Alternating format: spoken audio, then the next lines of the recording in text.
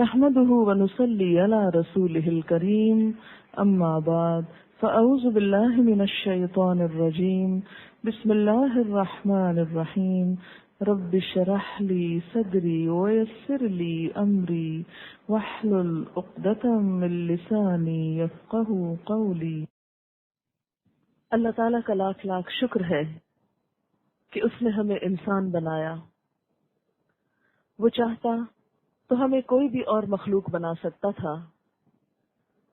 ہم انسان کی بجائے کوئی پودا ہو سکتے تھے، کوئی پتھر پہاڑ ہو سکتے تھے، کوئی جانور ہو سکتے تھے، اور ہمیں اللہ تعالیٰ جس شکل میں جس حالت میں چاہتے پیدا فرماتے اور ہم کچھ بھی نہ کر سکتے تھے۔ اگر وہ چاہتے تو ہمیں ایک گدھا بنا سکتے تھے، اور خدا نخواستہ گدھے کی شکل میں پیدا ہوتے تو ذرا سوچئے کہ ہماری شکل کیسے ہوتی، ہمارا لباس کیا ہوتا، ہمارا کھانا کیا ہوتا، ہمارا گھر کیسا ہوتا، اور ہمارا کام کیا ہوتا، ہمارے دن رات کس کام میں گزرتے۔ ہماری زندگی کا مقصد بس صرف بوجھ اٹھانا اور سامان دھکیلنا ہوتا، لیکن یہ اس کا احسان ہے کہ اس نے ہمیں ایک انسان بنایا، عقل اور سمجھ سے نوازا، تندرست صحت مند اور صحیح سلامت بنایا، اچھی شکل و صورت دی۔ لیکن سوال یہ پیدا ہوتا ہے کہ ہم اللہ تعالیٰ کی ان نعمتوں کا کیا شکر ادا کر رہے ہیں۔ اس نے فرمایا کہ خلق لکم ما فی الارض جمیعا، جو کچھ زمین میں ہے وہ سارے کا سارا تمہارے لیے پیدا کیا۔ دنیا کی بہت ساری نعمتیں جو بھی ہمیں نظر آتی ہیں وہ سب ہمارے لیے بنائی گئی ہیں۔ یہ ہمارے اوپر پھیلا ہوا وسیع آسمان، یہ ہمارے قدموں کے نیچے کی زمین، یہ سرسبز درخت، طرح طرح کے پھل اور سبزیاں، ہماری غذا کے لیے مختلف جانور، ان کا دودھ اور گوشت، یہ سب کچھ کس کی خدمت میں لگا ہوا ہے۔ ان میں سے ایک ایک چیز کتنے عرصے میں تیار ہوتی ہے، کتنی مشکل سے تیار ہوتی ہے۔ ان تمام چیزوں سے انسان فائدہ اٹھاتا ہے، لیکن ہم سب ذرا یہ تو سوچیں کہ ان چیزوں کو استعمال کرنے کے بعد ہم ان کے دینے والے کے لیے کیسا رویہ اختیار کرتے ہیں، ہم اس کے ساتھ کیا معاملہ کرتے ہیں، ہم اس کے آگے کتنا جھکتے ہیں، ہم اس کے لیے کتنے شکر گزار ہوتے ہیں، ہم کتنا اس کو یاد کرتے ہیں، کتنی اس کی فرما برداری کرتے ہیں۔ ہم سب اپنے بارے میں سوچیں، کیونکہ عام طور پر ہم دوسروں کے بارے میں تو بہت سوچتے ہیں لیکن اپنے بارے میں نہیں سوچتے۔ ہم میں سے ہر ایک کو اپنے بارے میں سوچنا ہے کہ وہ اپنی زندگی میں کیا رویہ اختیار کیے ہوئے ہے۔ اللہ تعالیٰ نے یہ تمام چیزیں جو ہمارے لیے بنائیں، یہ ساری کی ساری مکمل طور پر اس کی تابعداری کر رہی ہیں، اس کی فرما برداری کر رہی ہیں۔ قرآن پاک میں اللہ تعالیٰ فرماتے ہیں وَلَهُ مَن فِي السَّمَاوَاتِ وَالْأَرْضِ كُلٌّ لَهُ قَانِتُونَ، اور اسی کے فرما بردار ہیں، اسی کے اطاعت گزار ہیں وہ سب جو آسمانوں میں ہیں اور جو زمین میں ہیں، سارے کے سارے اسی کے لیے تابعداری کر رہے ہیں، اسی کی فرما برداری کر رہے ہیں، اسی کے آگے جھکے ہوئے ہیں۔ یہ تمام چیزیں اللہ تعالیٰ کی مرضی کے مطابق کام کر رہی ہیں۔ ستارے جن کی تعداد بھی ہمارے احاطہ علم میں نہیں، ہم نہیں جانتے کہ وہ کتنے ہیں، 1 2 نہیں، 100 1000 نہیں، لاکھوں کروڑوں نہیں، ان گنت کی تعداد میں۔ یہ ستارے اور سیارے کس کے حکم کتابیں ہیں، کس نے ان کو ڈسپلن میں رکھا ہوا ہے، یہ کس کی بات مان رہے ہیں؟ اللہ تعالیٰ کی۔ اسی لیے یہ اپنی مرضی کر کے ہمارے اوپر گر نہیں پڑتے۔ اللہ کی ذات ہے جو ان کو تھامے ہوئے ہے، وہ اس کی مرضی کے مطابق دن رات اپنا سفر طے کرتے چلے جاتے ہیں۔ رات کو ہمیں چمکتے ہوئے نظر آتے ہیں، ہمارے لیے ایک خوبصورت سما پیدا کرتے ہیں۔ قرآن پاک میں اللہ تعالیٰ فرماتے ہیں کہ ہم نے ان کو آسمان دنیا میں ستاروں کو زینت کے طور پر پیدا کیا۔ یہ دنیا کی رونق ہے، زینت ہے۔ یہ ہمارے آس پاس اگے ہوئے درخت، یہ اللہ کے حکم کے تابع ہیں۔ سوچئے ذرا، یہ درخت اپنی جگہ پر جمے ہوئے ہیں تو ہماری نگاہوں کی ٹھنڈک ہیں، ہمارے لیے خوشی اور سکون کا سبب ہیں۔ اگر یہ درخت اپنی مرضی کرتے اور چلنا پھرنا شروع کر دیتے تو کیا حال ہوتا؟ آپ ایک پودا لگاتے، تھوڑا بڑا ہوتا، آپ رات کو سوتے اور صبح اٹھ کے دیکھتے کہ وہ تو گھر چھوڑ کے جا چکا ہے۔ تو پھر ہم کس طرح ان چیزوں کو اپنے قابو میں لاتے، کس طرح ان کو اپنے بس میں لاتے؟ اگر سورج اپنی مرضی کرتا، جب دل چاہے طلوع ہوتا اور جب دل چاہے غروب ہو جاتا تو ہمارا کیا حال ہوتا؟ ایک انسانوں کی بنائی ہوئی بجلی کا حال کیا ہے؟ عین اس وقت جب ہم کوئی بہت اہم کام کر رہے ہوتے ہیں کہ یکایک بجلی چلی جاتی ہے۔ اگر سورج بھی ہمارے ساتھ یہی کچھ کرتا تو ہمارے کاموں کا کیا بنتا؟ ہماری فصلیں کیسے پکتی؟ ہماری زمین کیسے روشن ہوتی؟ اور ہم زندگی کے بہت سارے کام کس طرح نپٹاتے؟ پھر اسی طرح بادلوں کا برسنا، یہ سب کس کے حکم کے تابع ہے؟ کس کا فرما بردار ہے؟ آپ دیکھیے کہ اگر ہوا اللہ تعالیٰ کی اطاعت نہ کرتی، فرما برداری نہ کرتی، سمندر اللہ کی بات نہ مانتا، اپنے پانی کو دھوپ کی وجہ سے اڑنے سے روک دیتا تو ہم کیا کرتے؟ سورج نکلتا ہے، اس کی کرنیں سمندر پر پڑتی ہیں، وہاں سے پانی بھاپ بن کر اٹھتا ہے، ہوا آگے بڑھ کر اس کو اٹھا لیتی ہے اور پھر لمبے لمبے فاصلے طے کرتی ہے۔ ہزاروں میل تک بادلوں کا یہ سفر ہوتا ہے۔ یہ سب کس کی بات مان رہے ہیں؟ یہ سب اللہ کی بات مان رہے ہیں، تب جا کر بارش برستی ہے اور زمین سیراب ہوتی ہے اور ہمارے لیے رزق اگتا ہے۔ اگر یہ سب کچھ اس کی بات نہ مانتے تو کیا حال ہوتا؟ یہ پہاڑ جو زمین میں گڑے ہوئے ہیں، یہ سب اللہ کے حکم سے ایک جگہ جمے ہوئے ہیں۔ اللہ تعالیٰ قرآن پاک میں فرماتے ہیں، یہ پہاڑ جو ہیں ان کو ہم نے زمین کے لیے کیلیں بنایا ہے، کہ یہ پہاڑ ان کے لیے اوتاد کا لفظ استعمال ہوتا ہے۔ یہ زمین کے کیل اگر زمین میں نہ ہوتے تو زمین ہچکولے کھاتی رہتی، زمین ایک جگہ تھمی نہ رہتی۔ یہ پہاڑ زمین کے اندر گڑے ہوئے ہیں تو زمین ہمارے لیے ایک بچھونے کی طرح آرام دہ جگہ ہے، ورنہ اگر ہر وقت زلزلوں کی کیفیت ہوتی تو نہ ہم سو سکتے، نہ ہم کھا سکتے، نہ چل پھر سکتے، اور نہ یہ کوئی عمارت بنا سکتے۔ جو کچھ بھی بناتے پھر وہیں ڈھہ جاتا، پھر ہمارا کیا حال ہوتا؟ پھر ہم زندگی کے یہ سارے سامان کیسے کرتے؟ یہ اللہ تعالیٰ کا احسان ہے کہ اس نے ہمارے لیے جتنی بھی چیزوں کو بنایا انہیں اپنے حکم کا تابع کر دیا اور ان چیزوں کو اپنی مرضی نہیں کرنے دی۔ یہ تمام چیزیں اسی کی فرما بردار ہیں، اسی کی تابع دار ہیں۔ اللہ تعالیٰ فرماتے ہیں، وَلَهُ أَسْلَمَ مَنْ فِي السَّمَاوَاتِ وَالْأَرْضِ طَوْعًا وَكَرْهًا وَإِلَيْهِ يُرْجَعُونَ، اور اسی کے تابع فرمان ہے وہ سب جو آسمانوں میں ہیں اور جو زمین میں ہیں، خوشی سے بھی اور مجبوری سے بھی، اور اسی کی طرف سب لوٹائے جائیں گے۔ یعنی ان میں سے تمام چیزیں اللہ کی مرضی کے مطابق کام کر رہی ہیں۔ کچھ تو ایسی ہیں جو خوشی سے کام کر رہی ہیں، اور کچھ ایسی ہیں جو مجبوراً اس کے حکم کے تابع ہیں، پابند ہیں۔ یہ زمین کے اوپر سکون، امن، اطمینان اسی وجہ سے نظر آتا ہے فضا کے اندر۔ نیچر کو دیکھ کر ہمیں اسی لیے خوشی ہوتی ہے کہ اس کے اندر ایک ڈسپلن ہے، اس کے اندر ایک کنسسٹنسی ہے، اس کے اندر ایک خاص قسم کا ٹھہراؤ ہے۔ لیکن اس کے برعکس انسانوں کو دیکھیے، انسانوں کی زندگی میں کیوں بے چینی ہے؟ انسانوں کے دلوں میں اطمینان کیوں نہیں؟ انسانوں کے دل ٹھہرے ہوئے کیوں نہیں؟ اس لیے کہ انسان اللہ تعالیٰ کی اس طرح فرما برداری نہیں کرتے جس طرح یہ ساری مخلوق کر رہی ہے۔ آپ نیچر کی کسی بھی چیز کو دیکھتے ہیں، مثلاً آپ سمندر کے کنارے چلے جائیے، گھنٹوں بیٹھے رہیے، سمندر کو دیکھتے رہیے، آپ کا دل خوش ہوتا رہے گا، آپ کو ایک سکون ملے گا۔ کیوں؟ اس لیے کہ سمندر اللہ کے حکم کے مطابق ایک خاص حد تک آ کر رک جاتا ہے، اس کی بڑی بڑی لہریں اٹھتی ہیں، لیکن یوں لگتا ہے جیسے سجدے میں چلی گئی ہوں اور پھر واپس پلٹ گئی ہوں۔ اگر سمندر کا پانی اپنی حد پہ نہ رکے اور حد سے باہر آ جائے تو آپ خود سوچئے کہ پھر زمین کا حال کیا ہو۔ ہم سمندر کے کنارے کوئی مکان نہ بنا سکیں، ہم وہاں امن اور چین کے ساتھ رہ نہ سکیں اگر سمندر کا پانی ایک حد کے اندر نہ ہو۔ لیکن دوسری طرف انسانوں کو دیکھیے، ہر حد پار کرتے چلے جاتے ہیں۔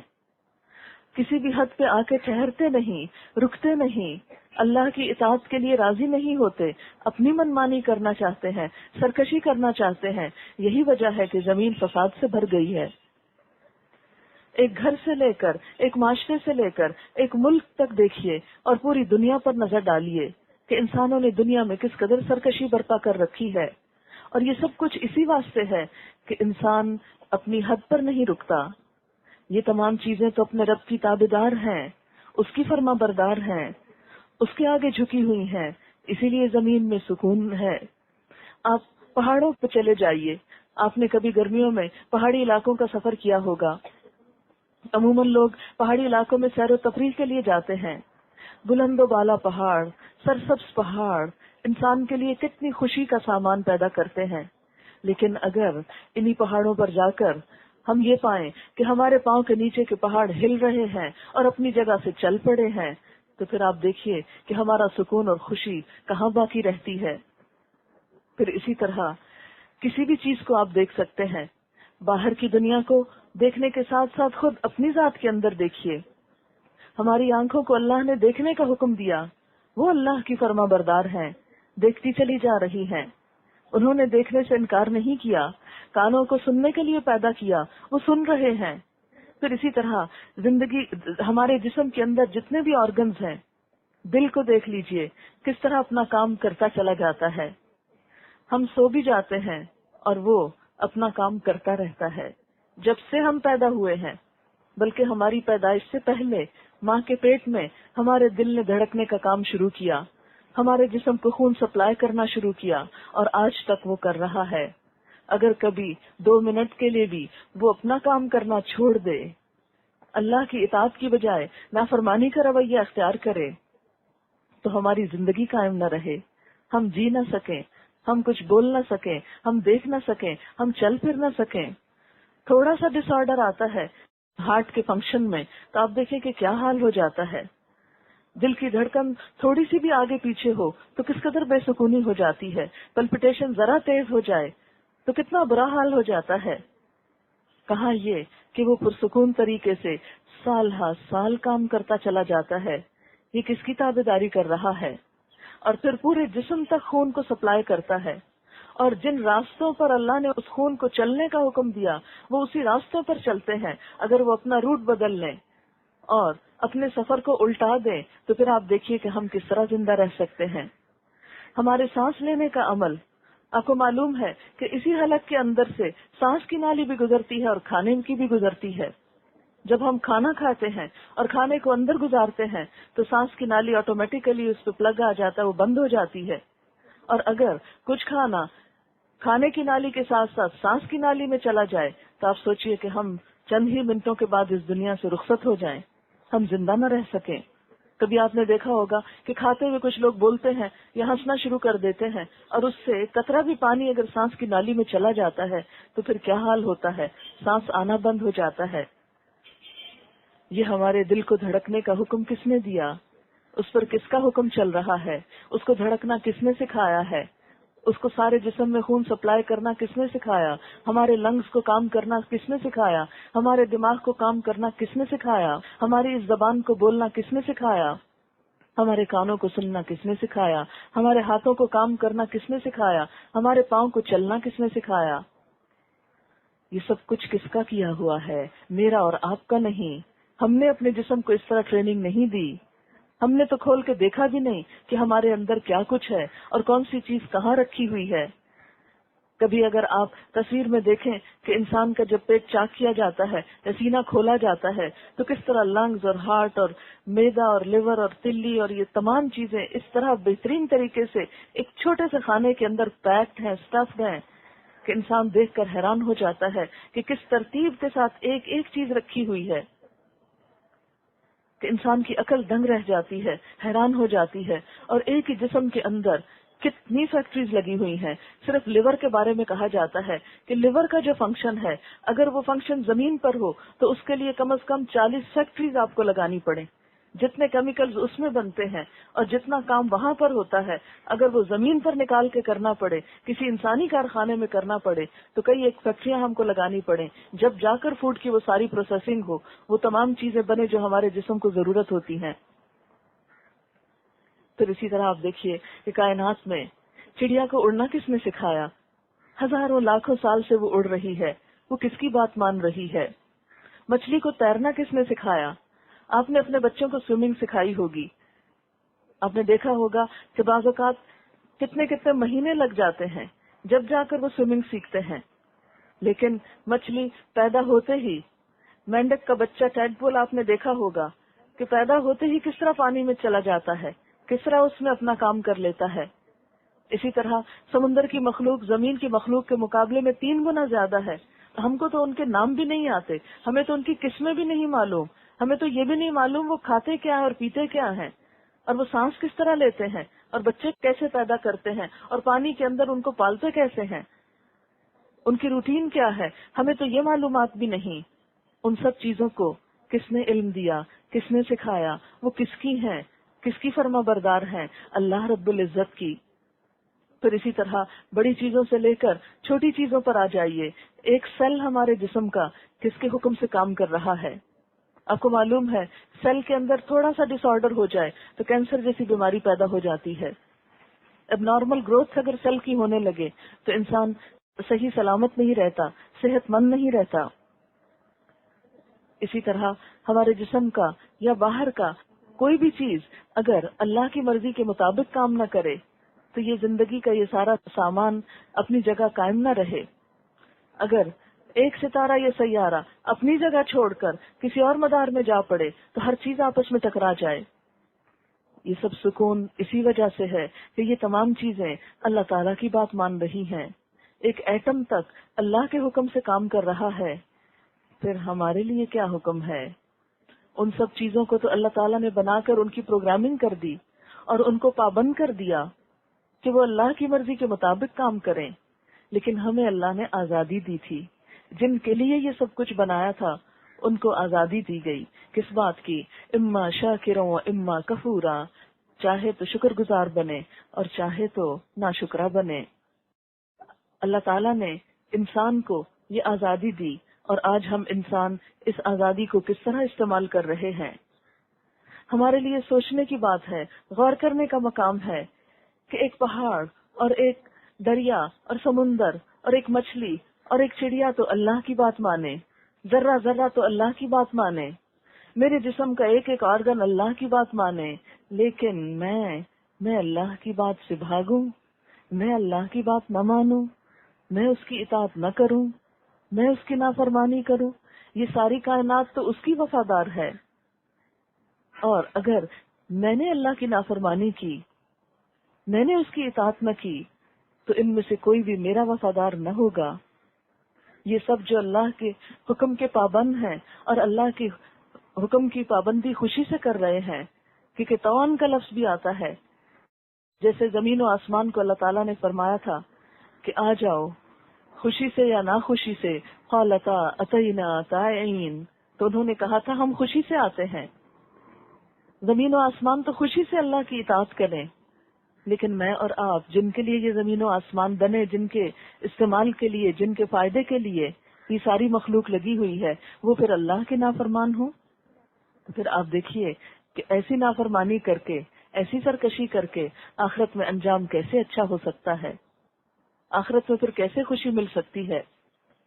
اللہ تعالیٰ نے ہمیں پیدا کر کے یہاں بھیجا اور پھر ہم سے دیکھا یہ جا رہا ہے کہ کون اپنی خوشی سے اللہ کی اطاعت کرتا ہے۔ اللہ تعالیٰ نے جبرن ہم کو مسلمان نہیں بنایا، لا اکراہ فی الدین، دین میں کوئی جبر نہیں، مسلمان بنانے کے لیے اس نے ہم پر جبر نہیں کیا۔ یہ الگ بات ہے کہ ہم اپنے ماں باپ سے مسلمان پیدا ہوئے تو ہم نے ایک لاشعوری طور پر اس اسلام کو قبول کر لیا، لیکن کسی کے لیے بھی کوئی مجبوری نہیں کہ وہ لازماً مسلمان بن کر ہی رہے، اور خاص طور پر اس آزادی کے دور میں کہ جب کوئی کسی کو نہیں پوچھتا کہ کس کا دین اور مذہب کیا ہے۔ لیکن ایسے حالات میں ہم میں سے ہر ایک خود اگر اپنے شوق سے، اپنی محبت سے، اپنی رغبت کے ساتھ اللہ کی طرف قدم اٹھاتا ہے تو اللہ تعالیٰ کے ہاں ایسے لوگوں کی بہت قدردانی ہے۔ اللہ تعالیٰ کا یہ وعدہ ہے کہ اگر کوئی شخص ایک قدم چل کر آتا ہے تو اللہ تعالیٰ 10 قدم اس کی طرف جائیں گے. جو چل کر آئے گا اللہ تعالیٰ فرماتے ہیں میں اس کی طرف دوڑ کر آؤں گا. کوئی ایک ہاتھ آئے گا تو اللہ تعالیٰ ایک باہ اس کی طرف آئیں گے. لیکن شرط یہ ہے کہ چلنا ہم کو ہوگا، قدم ہمیں اٹھانا ہوگا، ہمیں اپنے اندر عاجزی پیدا کرنی ہوگی. ہمیں لاشعوری طور پر نہیں، بے سمجھی کے ساتھ نہیں، سوچ سمجھ کر اس کی فرما برداری کرنی ہوگی، اپنے دل کی خوشی اور رغبت کے ساتھ. اس لیے کہ اطاعت کا لفظ ہی طاعن سے ہے، اور طاع کا مطلب ہوتا ہے خوشی سے کام کرنا. تو اصل اطاعت ہی وہ ہے کہ جس میں انسان رغبت اور خوشی کے ساتھ اللہ کی طرف رجوع کرے. یہ نہیں کہ نماز کا وقت ہو تو ہم مجبوری سے اٹھیں، کسمساتے ہوئے اٹھیں، سستاتے ہوئے اٹھیں، اس کو ایک اپنے لیے مصیبت سمجھیں. نہیں، یہ مومن کی شان نہیں ہو سکتی. یہ تو منافق کے بارے میں بتایا گیا، وَإِذَا قَامُوا إِلَى الصَّلَاةِ قَامُوا كُسَالَىٰ، کہ جب وہ نماز کے لیے اٹھتے ہیں تو سستی کے مارے اٹھتے ہیں. یراؤن الناس، لوگوں کو دکھاوا کرنے کے لیے. بعض اوقات صرف لوگوں کے شرم کے مارے پڑھ لیتے ہیں، حالانکہ ان کے اپنے دل کے اندر کوئی خوشی اور رغبت نہیں ہوتی. ذرا سوچئے کہ وہ رب جس نے ہم کو سب کچھ دیا، اس نے ہمیں زندگی دی، اس نے ہمارے کھانے پینے کا سامان کیا، سب کچھ جو کچھ بھی ہمیں ملا اسی کی طرف سے ملا. یہ جینے کی جو مہلت ملی ہوئی ہے یہ بھی اس نے دی ہے. پھر جب وہ اپنی طرف بلاتا ہے حی علی الصلاۃ اور حی علی الفلاح کہہ کر، تو ہم کس دل کے ساتھ جاتے ہیں، کس دل کے ساتھ اس کے آگے جھکتے ہیں. قرآن پاک میں تو اللہ تعالیٰ فرماتے ہیں وَلِلَّهِ يَسْجُدُ مَن فِي السَّمَاوَاتِ وَالْأَرْضِ، اللہ کے لیے سجدہ کر رہی ہے ہر وہ چیز جو آسمانوں میں ہے اور ہر وہ چیز جو زمین کے اندر ہے. اگر باقی چیزیں اللہ کے آگے جھکی ہوئی ہیں تو میں نہ جھکی تو اللہ تعالیٰ کا کچھ بھی نقصان نہیں. اگر میں اس کے آگے نماز نہیں پڑھتی، میرا سر سجدے میں نہیں جاتا اور خوشی کے ساتھ نہیں جاتا اور ٹک کے نہیں جاتا، تو اس کا تو کچھ بھی نقصان نہیں. جس کے آگے اتنے فرشتے ہاتھ باندھے کھڑے ہیں، انگنت فرشتے ہاتھ باندھ کے اس کے آگے کھڑے ہیں، انگنت اس کے آگے رکوع میں ہیں، انگنت اس کے آگے سجدے میں پڑے ہوئے ہیں، اس کو ہماری کیا ضرورت، اس کو ہماری کیا پرواہ. اسے کوئی فرق نہیں پڑتا اگر میں نے اور آپ نے اس کے آگے خوشی سے سجدہ نہ کیا. زمین و آسمان کی ہر چیز اس کے سامنے اس کا ذکر کر رہی ہے، ہر چیز اس کے ذکر میں لگی ہوئی ہے، اس کی تسبیح کر رہی ہے. قرآن پاک میں اللہ تعالیٰ فرماتے ہیں وَإِن مِّن شَيْءٍ إِلَّا يُسَبِّحُ بِحَمْدِهِ وَلَٰكِن لَّا تَفْقَهُونَ تَسْبِيحَهُمْ، کوئی چیز ایسی نہیں جو اس کی تسبیح نہ کر رہی ہو لیکن تم ان کی تسبیح کو نہیں سمجھتے. اگر کائنات کا ذرہ ذرہ اللہ کی تسبیح کر رہا ہے، اس کا ذکر کر رہا ہے، اور میری زبان اس کے ذکر سے خالی ہے تو اس کو کوئی پرواہ نہیں، اس کی بادشاہت میں کچھ بھی کمی نہیں آتی، اس کو کچھ بھی نقصان نہیں ہوتا. وہ ہماری تسبیح سے اور ہمارے ذکر سے اور ہمارے سجدوں سے اور ہمارے صدقہ خیرات سے بالکل بے نیاز ہے. اسے اس میں سے کسی چیز کی بھی ضرورت نہیں، وہ ان میں سے کسی بھی چیز کا محتاج نہیں. یہ تو ہماری خوشی ہے، یہ تو ہماری سعادت ہے، یہ ہماری خوش قسمتی ہے کہ ہم اس کی طرف رجوع کریں. اس کو ہماری ضرورت نہیں، ہمیں اس کی ضرورت ہے. وہ تو بادشاہ ہے، ہم فقیر ہیں، ہم محتاج ہیں، ہم بندے ہیں. اس کی مرضی سے آئے ہیں، جب وہ چاہے گا واپس لے جائے گا، جب وہ واپس بلائے گا تو ہم کیا کریں گے؟ اگر ہم اپنی مرضی سے اس کی طرف رجوع نہیں کرتے تو ایک دن آئے گا جب واپس جانا پڑے گا، جب اس کا بھیجا ہوا فرشتہ آ جائے گا. معلوم نہیں دن کو آ دروازہ کھٹکھٹائے یا رات کو سوتے ہوئے میں بیڈ روم کا دروازہ ناک کر دے کہ میں آ گیا ہوں اللہ کا حکم لے کر. بس دنیا میں اب کھانا پینا بند، اب عیش و عشرت بند، اب سونا بند، اب تو چلو اپنے رب کے حکم کے آگے چلو، واپسی کا سفر شروع ہو گیا. دنیا میں رہنے کی مہلت ختم ہو گئی، پھر بھی تو ہم کو جانا ہے. معلوم نہیں ہسپتال کے بستر پہ جانا ہے یا گھر کے بستر پہ جانا ہے یا کسی راستے میں سفر کرتے ہوئے کہیں چلے جانا ہے، کسی بیماری کے ساتھ یا بغیر کسی بیماری کے. کچھ بھی تو نہیں تھا، ابھی بات کر رہا تھا، ابھی ہنس رہا تھا، ابھی تھوڑی دیر پہلے کھانا کھایا تھا. کچھ بھی نہیں، بیٹھے بیٹھے ہارٹ فیل ہو گیا ہے. ہاں کیوں ہو گیا؟ اللہ کا حکم آ گیا نا. جس نے اس دل کو دھڑکنے کا کہا تھا اسی نے دل کی دھڑکن بند کر دی. اور انسانوں کی مشینیں اس دھڑکن کو دوبارہ بحال نہیں کر سکیں۔ ہم میں سے ہر ایک کا سفر واپسی کا لازم ہے، ہر ایک کو واپس جانا ہے، اور پھر کس کی طرف جانا ہے؟ اسی کی طرف جس نے بھیجا ہے۔ ہم میں سے کوئی ایسا نہیں کہ جو اس کے بلاوے پر انکار کر دے، جو یہ کہہ دے کہ میں واپس نہیں آنا چاہتا، مجھے نہیں مرنا، مجھے قبر اچھی نہیں لگتی، مجھے اس میں واپس نہیں پلٹنا۔ کوئی نہیں کہہ سکتا۔ ہر ایک کو سر تسلیم خم کرنا ہی پڑے گا، جھکنا ہی پڑے گا۔ اس لیے خوش قسمتی ہماری اسی میں ہے کہ ہم خوشی خوشی سرنڈر کر دیں اپنی زندگی میں، صحت کی حالت میں، جوان ہے تو جوانی کی حالت میں، ابھی دماغ کام کر رہا ہے تو اپنے پورے سوچ اور شعور کے ساتھ، دل جوان ہے تو دل کی خوشی کے ساتھ اس کے آگے جھک جائیں کہ میرے مالک، میرے مولا، میرے آقا، میرے رب، یہ سب کچھ تو تیرا دیا ہوا ہے، تجھ سے کہاں بھاگ کر جا سکتی ہوں؟ تو نے ہی تو پیدا کیا، تیری ہی طرف سے لوٹنا ہے، میں خوشی سے تیری طرف آتی ہوں، میں دل کی خوشی سے تیری ہر بات ماننا چاہتی ہوں، تو میری مدد فرما، مجھے اپنا بنا لے۔ ہم نے لا الہ الا اللہ ایک پڑھا تو ہے، لیکن وہ بے سوچے سمجھے بسا اوقات پڑھ دیتے ہیں۔ سب کہتے ہیں تو ہم بھی کہہ دیتے ہیں لا الہ الا اللہ، لیکن ہم میں سے کتنے لوگوں نے سوچ کر شعور کے ساتھ پڑھا کہ ہاں واقعی اس کے سوا کوئی الہ نہیں، وہی ہمارا پیدا کرنے والا ہے، وہی مالک ہے، وہی آقا ہے، وہی معبود ہے، وہی حاجتیں پوری کرتا ہے، وہی ضروریات پوری کرتا ہے، وہی مشکلیں آسان کرتا ہے، اسی کی طرف واپس پلٹ کر جانا ہے۔ لا الہ الا اللہ، یہ سب صفات اور کسی میں نہیں، اس کا کوئی شریک نہیں، اس جیسا کوئی نہیں، لیس کمثلہ شیء۔ ہم ہر نماز میں اس کو اللہ اکبر تو کہتے ہیں کہ اللہ سب سے بڑا ہے، لیکن اپنی زندگی میں بھی دیکھیں کیا واقعی سب سے بڑا ہے؟ اس لیے کہ جس کو ہم سب سے بڑا کہتے ہیں اس کی تو ہر بات کے آگے جھکتے چلے جاتے ہیں، جس کو واقعی ہم بڑا مانتے ہیں پھر اس کے آگے انکار نہیں ہو سکتا۔ انسانوں میں سے جس کو ہم بڑا مانتے ہیں اس کے آگے انکار کرتے ہوئے شرماتے ہیں، نہیں کیسے انکار کروں، بڑا ہے مجھ سے، شرم آتی ہے انکار کرتے ہوئے، لیکن ایک اللہ کے حکم کے آگے آخر ہم کیوں انکار کر دیتے ہیں؟ وہاں ہم کو حیا کیوں نہیں آتی؟ وہاں ہمیں جھجک کیوں نہیں آتی کہ ہائے اللہ کا حکم ہے، کیسے نہ مانوں؟ اس لیے ہماری خوش قسمتی تو اسی میں ہے کہ خوشی سے مان جائیں۔